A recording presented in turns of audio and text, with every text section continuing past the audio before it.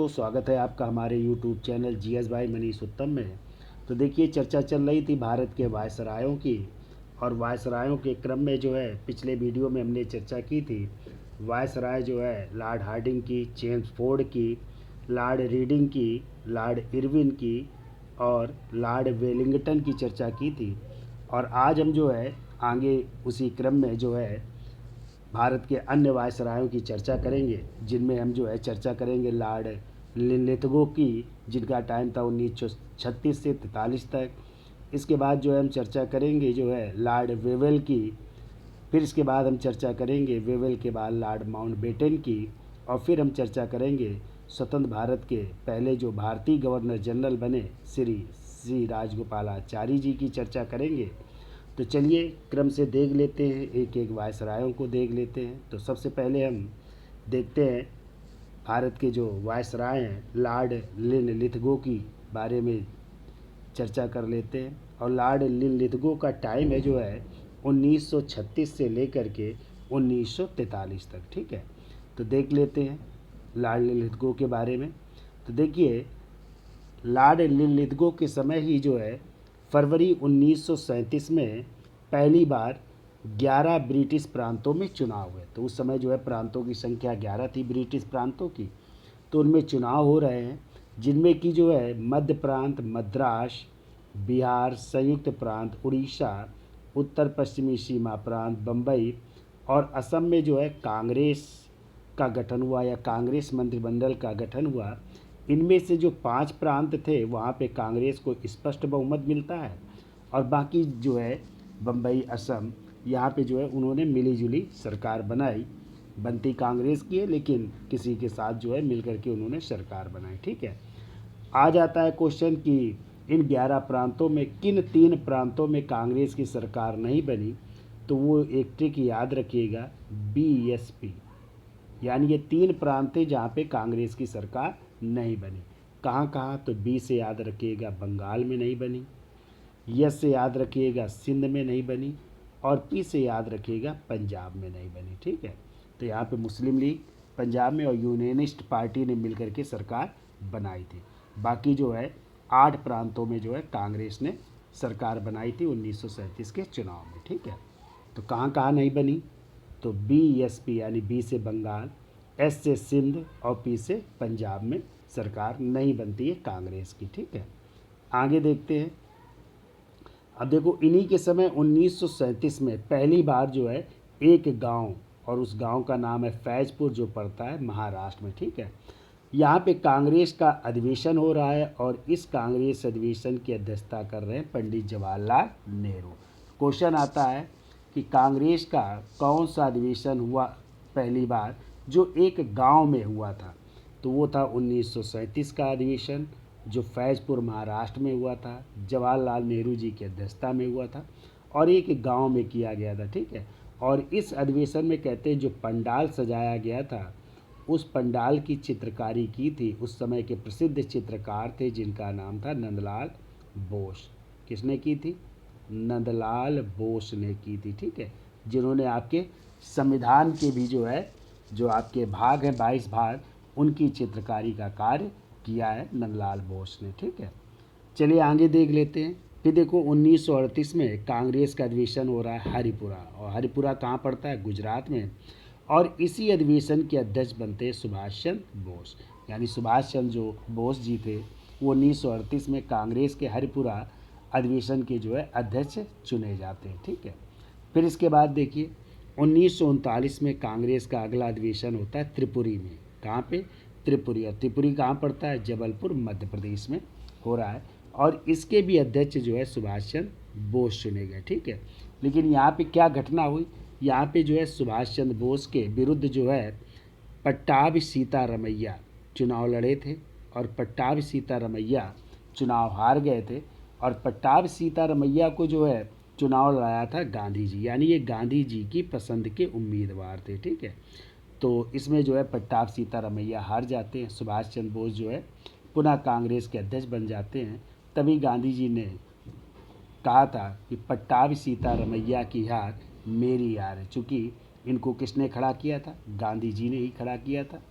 और कुछ बातों को लेकर के जो है सुभाष चंद्र बोस ने जो है इसी कांग्रेस के अध्यक्ष पद से त्यागपत्र दे दिया और एक नई पार्टी बनाई थी 1939 में, और उस पार्टी का नाम था फॉरवर्ड ब्लॉक की स्थापना। तो क्वेश्चन आता है, जब सुभाष चंद्र बोस ने त्रिपुरी जो जबलपुर मध्य प्रदेश में अधिवेशन हुआ था, जब उन्होंने अध्यक्ष पद से त्यागपत्र दे दिया तो कांग्रेस का अध्यक्ष किसे बनाया गया? तो जो है इनके त्यागपत्र देने के बाद जो है कांग्रेस के अध्यक्ष बने थे डॉक्टर राजेंद्र प्रसाद। याद रखिएगा, कौन बनाए गए थे? डॉक्टर राजेंद्र प्रसाद को कांग्रेस का अध्यक्ष बनाया। तो ये जो है त्रिपुरी संकट के नाम से भी जाना जाता है, ये अधिवेशन 1939 का, ये भी आपको याद रखना है। ठीक है, चलिए आगे देख लेते हैं। अब देखिए, इन्हीं लिलितगो के समय ही 1938 में वीडी सावरकर, विनायक दामोदर सावरकर हिंदू महासभा के क्या बने थे? अध्यक्ष निर्वाचित हुए थे। ठीक है, तो वीडी सावरकर जिन्होंने एक संस्था बनाई थी क्रांतिकारी मित्र मेला, जिसका नाम बदल करके जो है अभिनव भारत समाज कर दिया गया था। तो 1938 में जो है हिंदू महासभा के क्या बने? अध्यक्ष निर्वाचित हो रहे। ठीक है, इसी समय 1938 में शरद चंद्र चटर्जी, जिनका जन्म हुआ था 1876 में, और सर मोहम्मद इकबाल, जिनका जन्म हुआ था 1877 में, इनकी मृत्यु हो रही कब? 1938 में। शरद चंद्र चटर्जी की और मोहम्मद इकबाल दोनों लोगों की मृत्यु हो रही 1938 में। ठीक है, और इकबाल जी के बारे में आपने सुना होगा, सारे जहाँ से अच्छा है हिंदोस्तां हमारा, हम बुलबुलें हैं इसकी ये गुलसिता हमारा। और इनकी एक रचना भी है बंगे दर्रा, जिसमें उन्होंने इनकलाब शब्द का उल्लेख किया है। इनकलाब का अर्थ होता है परिवर्तन। ठीक है, चलिए आगे देख लेते हैं। अब देखिए, इसी समय जो है द्वितीय विश्व युद्ध शुरू हो जाता है। ठीक है, कब? 1939, सितंबर 1939 को जर्मनी द्वारा पोलैंड पर आक्रमण करने के बाद जो है द्वितीय विश्व युद्ध की शुरुआत हो गई। तो जर्मनी ने कहाँ पे आक्रमण कर दिया? पोलैंड में आक्रमण कर दिया।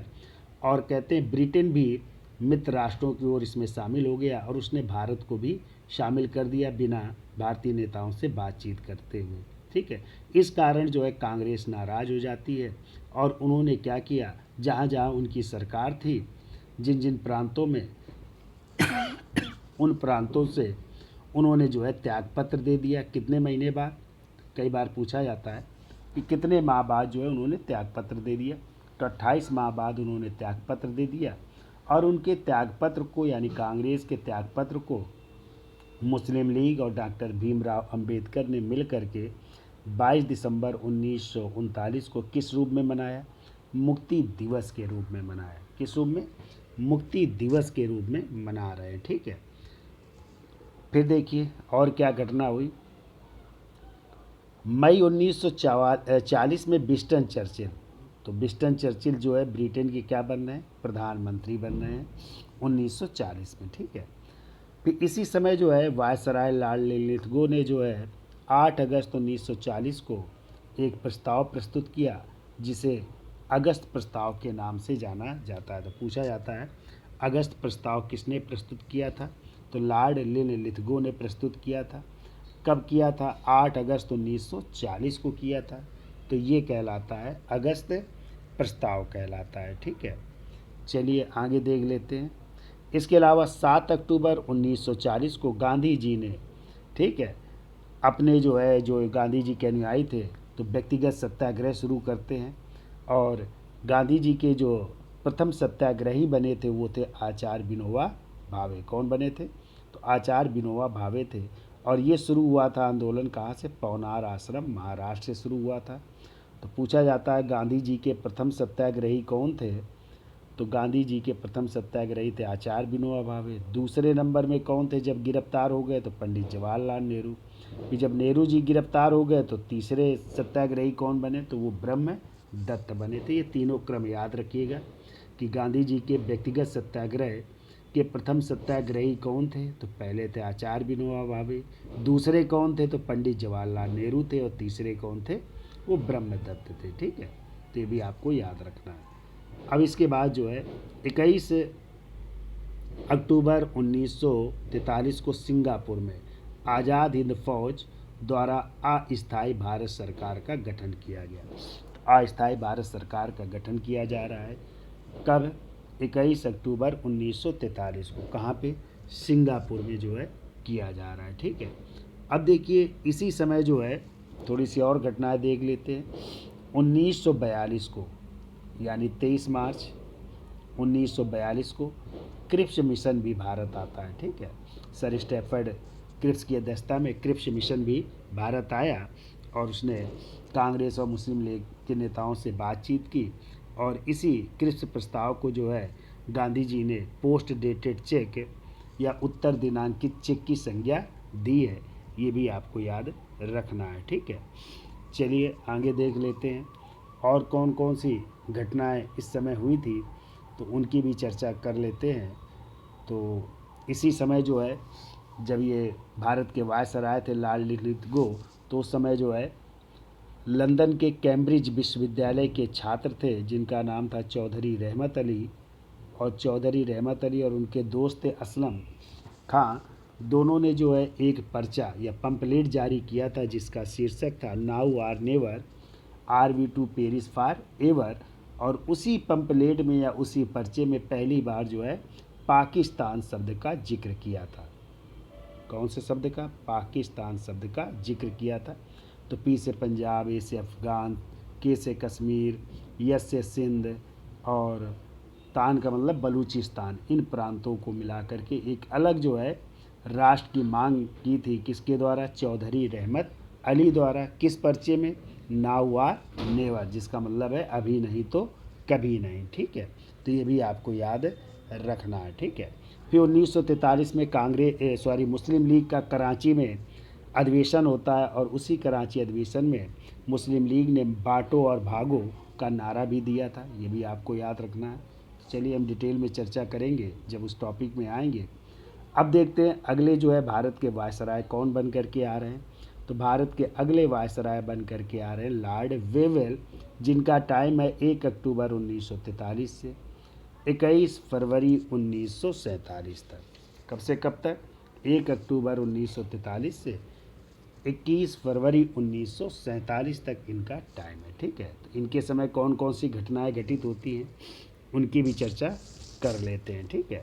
तो देखिए लॉर्ड वेवेल के समय जो है 1944 में सी राजगोपालाचारी द्वारा एक फार्मूला प्रस्तुत किया गया जिसे CR फार्मूला नाम दिया गया कि जो है कि बंटवारा ना हो भारत का, तो उस फार्मूले को अपनाया गया। लेकिन बाद में जो है इसी फार्मूले के आधार पर बंटवारा भी हो रहा है। ठीक है।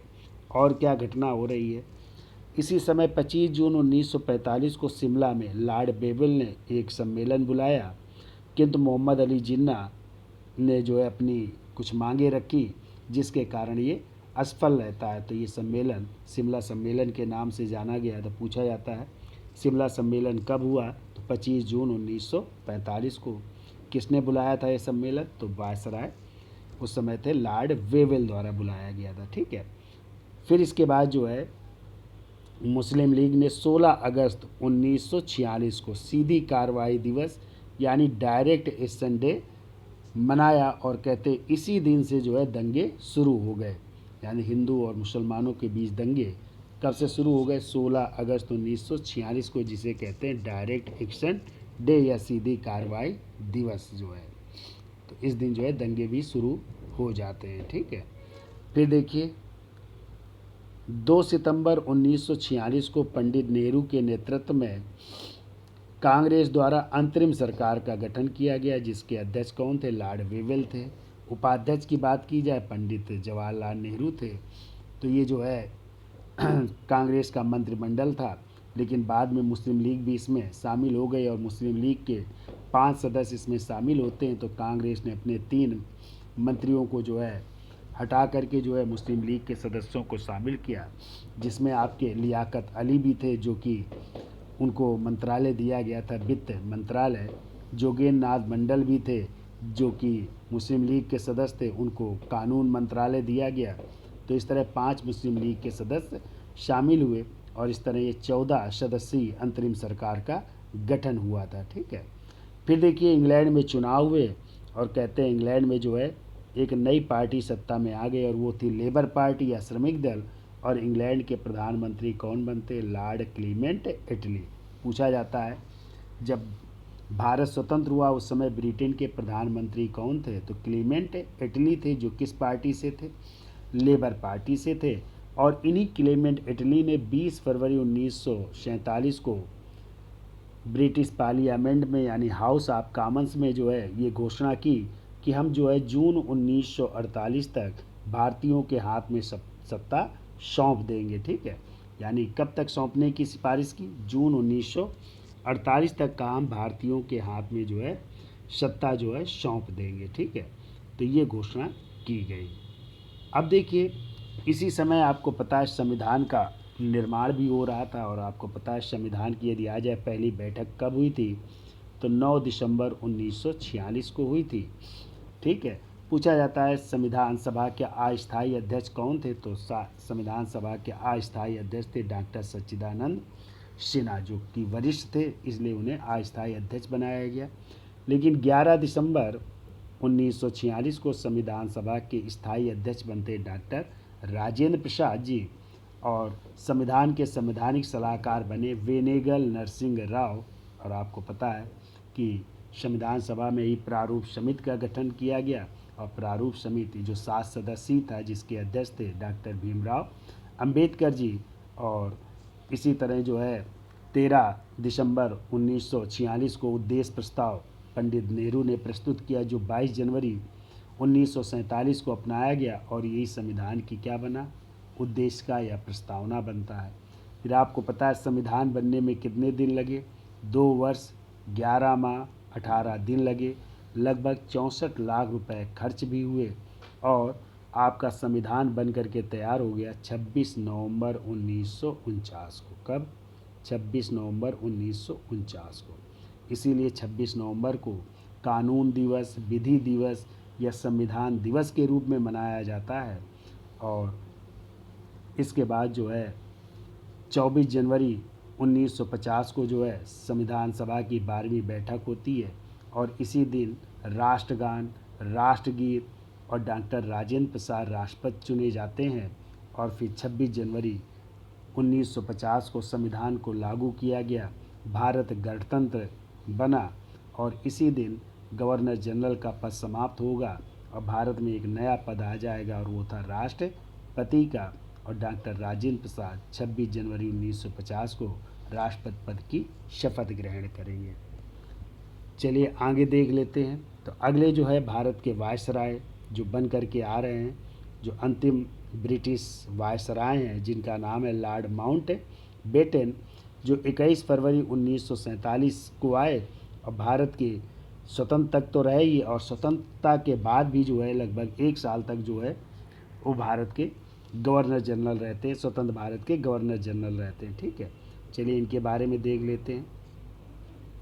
तो कहते हैं ये स्वतंत्र भारत के प्रथम गवर्नर जनरल और भारत के अंतिम अंग्रेज गवर्नर जनरल थे। और इन्होंने ही जो है एक घोषणा की थी 3 जून 1947 को, जिसे 3 जून योजना भी कहते हैं, माउंट बेटन प्लान भी कहते हैं, इसी को डिक्की बर्ड योजना भी कहते हैं। और इसी में ये भारत के विभाजन की योजना थी, और जिसमें ये बात की गई थी कि हम जो है 15 अगस्त तक भारत को आज़ाद कर देंगे। और इस स्वतंत्रता विधेयक का प्रस्ताव जो है ब्रिटिश संसद में लाया गया। कब लाया गया? 4 जुलाई 1947 को लाया जा रहा है। और ब्रिटिश संसद द्वारा इसे 18 जुलाई 1947 को पास कर दिया गया। और इसके बाद जो है भारत का विभाजन होना था। और इसके लिए जो है सर साइरल रेडक्लिफ की अध्यक्षता में 2 सीमा निर्धारण आयोग गठित हुए, एक बंगाल के लिए और दूसरा पंजाब के लिए गठित किया गया। और इस तरह जो है भारत पाकिस्तान का विभाजन हुआ। दूसरी तरफ पूर्वी पाकिस्तान था जो आज बांग्लादेश है, तो उसका भी विभाजन इसी रेडक्लिफ लाइन द्वारा ही किया गया। और इस तरह आपको पता है 14 अगस्त 1947 को पाकिस्तान और 15 अगस्त 1947 को भारत जो है स्वतंत्र हो रहा है। ठीक है, तो इस तरह भारत आज़ाद हो गया। लेकिन स्वतंत्रता के बाद भी स्वतंत्र भारत के जो है गवर्नर जनरल जो पहले बने वो लॉर्ड माउंट बेटन ही थे, जो बने रहे।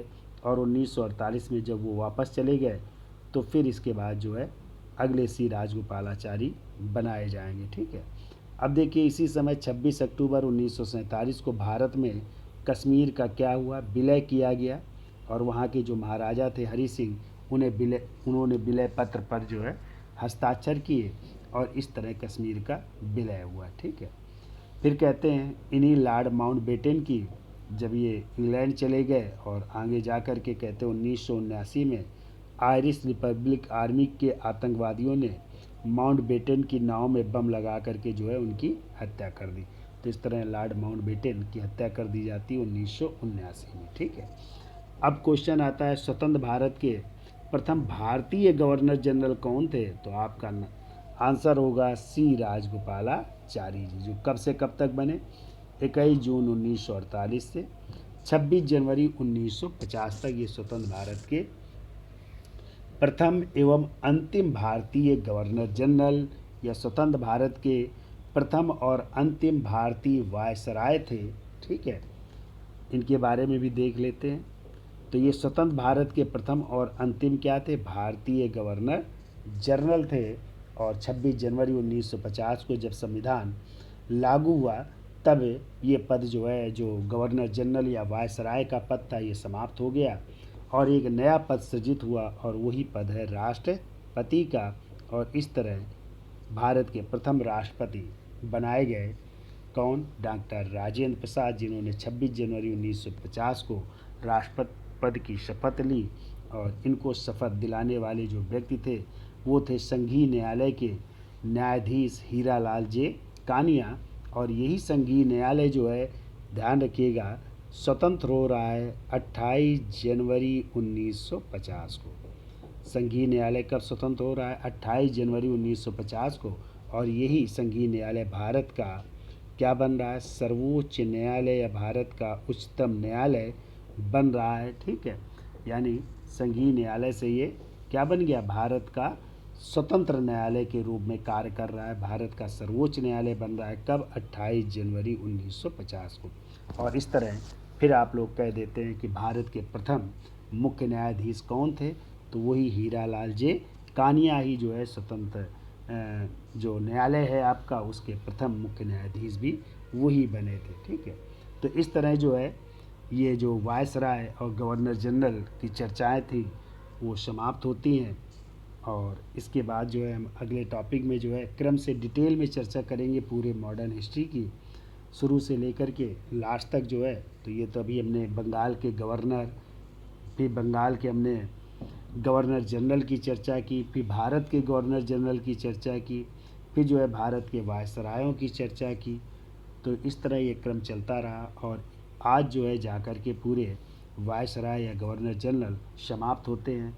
आशा है कि वीडियो आपको अच्छी लगी होगी और अच्छी लगी हो तो वीडियो को लाइक करें, शेयर करें और हमारे चैनल को सब्सक्राइब भी करें। धन्यवाद।